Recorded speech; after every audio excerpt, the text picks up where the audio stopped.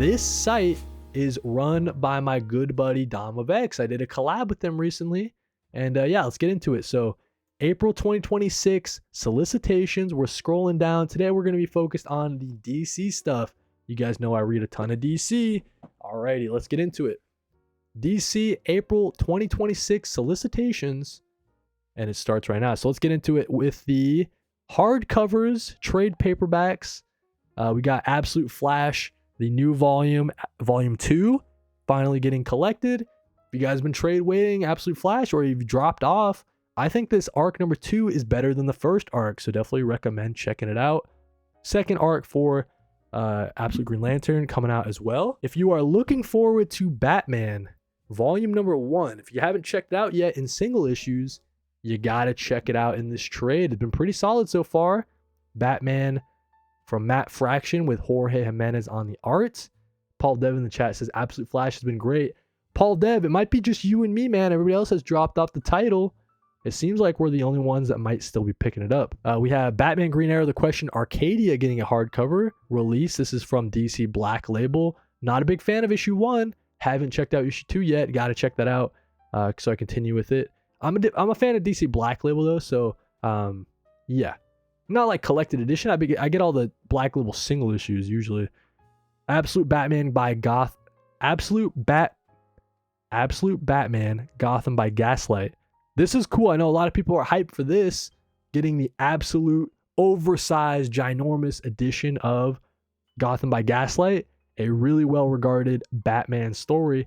Elseworld stuff. You get the Mike Mignola artwork as well. A deluxe edition is coming out for Batman Superman's World's Finest. This is that Mark Waid, Dan Mora stuff. This will collect the first 11 issues of the series. That's sick. That's really cool. I already have this in single issues. At some point, I imagine they'll do an absolute version of this, maybe, or maybe not an absolute, but definitely an omnibus version. This could be really cool. So I think I'll be waiting on that. No need for me to pick up the deluxe editions of that, but it's really cool to see them doing deluxe editions for long ongoing series. Batman Detective Comics, Omnibus, the new 52 Omnibus number, okay. Legends Omnibus, not from me. Not really have been reading that era of DC. Dark Crisis Omnibus. You might miss me with this one, dude. Dark Crisis Omnibus. Interesting. Not the biggest fan of that event when it was coming out. Very middling sort of event overall. We got the Justice League of America, the Bronze Age Omnibus. Going to be missing out on that one too. I don't really collect a lot of the Bronze Age, Golden Age, Silver Age Omnibus.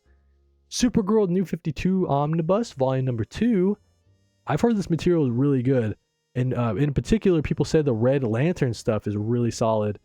So this might be one to check out at some point, but not like a rush to get this in an Omni for sure. Might be skipping out on that one. Same thing with the Supergirl, the Silver Age Omnibus. Not really on my radar personally. I've heard really good things about this stuff here. So the Superman Brainiac Reborn Omnibus, Roger Stern, Jerry Ordway, Dan Jurgens, and others, other creators. So I think that people are saying that this is like one of the best eras for Superman. So I definitely got to go back and read some of the 90s Superman material, because I got it really interested when I heard Omar from Near Mint Condition. He was really giving this Brainiac Reborn Omnibus, giving it some hype. So that one might be one to pick up.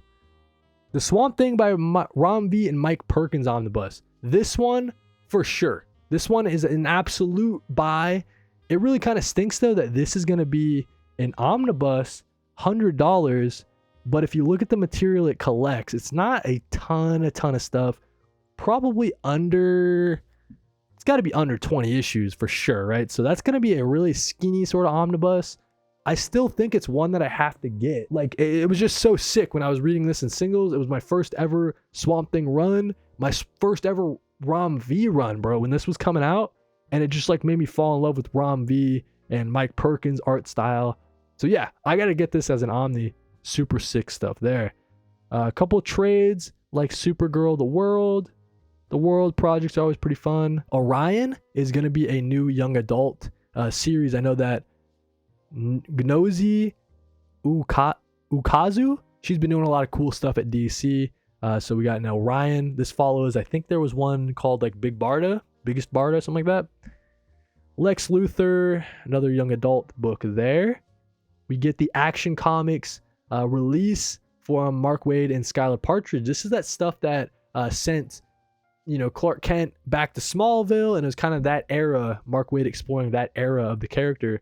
I haven't been reading this, man, and I kind of regret not starting it in single issues. I just had dropped off of Action Comics at the time, but I kind of regret not picking this back up when Mark Waid and Skylar Partridge jumped on the title. Seems like a lot of fun hanging out in that Smallville kind of era. In the chat, Paul Dev says, definitely will be picking up the Ron B. Swamp Thing Omni, even though the price sucks. I feel you there. But hey, listen, we know the sites to go to get it for cheaper than 100, right? So we'll be all set with that. Tom King, Daniel Sam Pierce, Wonder Woman Volume number 4. That's the Mouse Man arc.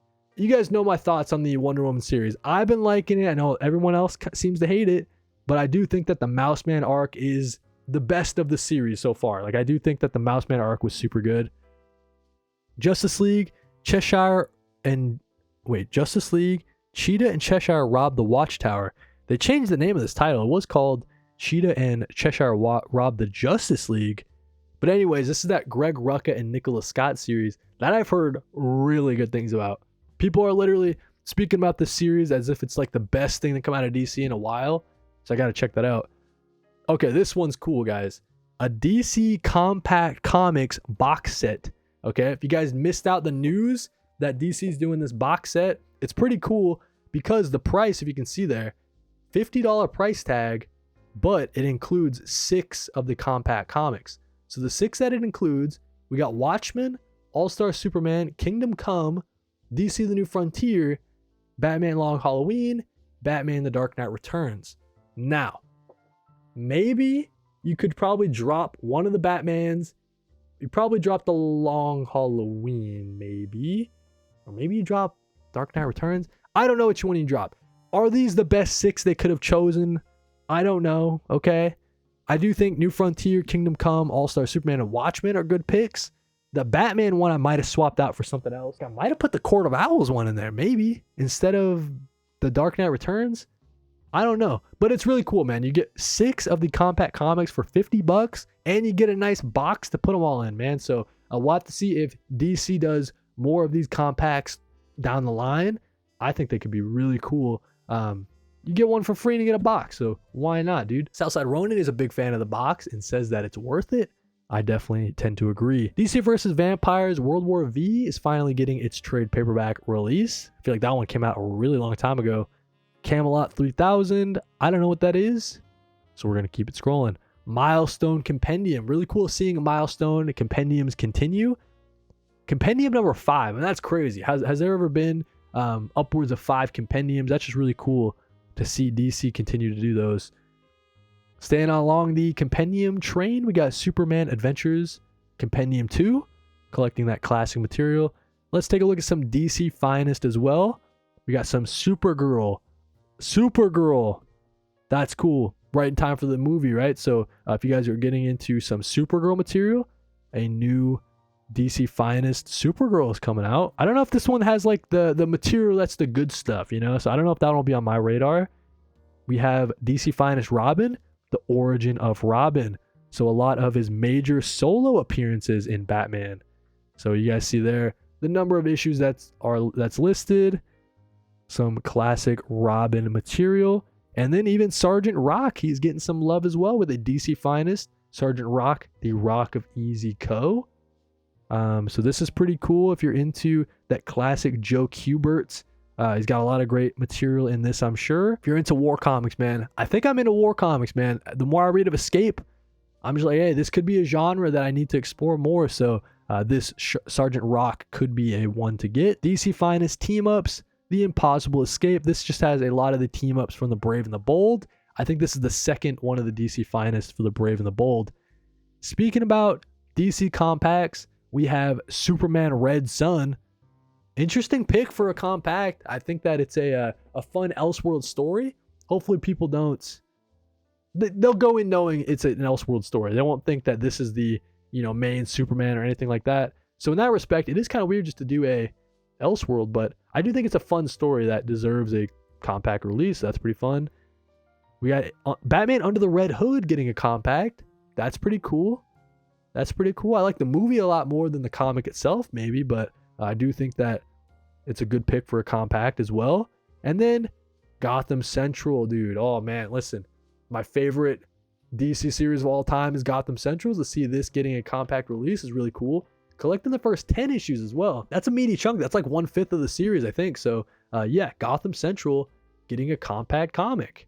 Alrighty, let's get into the single issues, and we're gonna kind of blow through these ones, mainly focusing on what's new. All right, so yeah, so like Zatanna, that's sick. Jamal Campbell coming back in to do Zatanna, writing and drawing. That one will definitely be one on the pull list. I'm reading the previous Zatanna volume right now. Fury of Firestorm, new Jeff Lemire and Rafael de la Torre series coming in.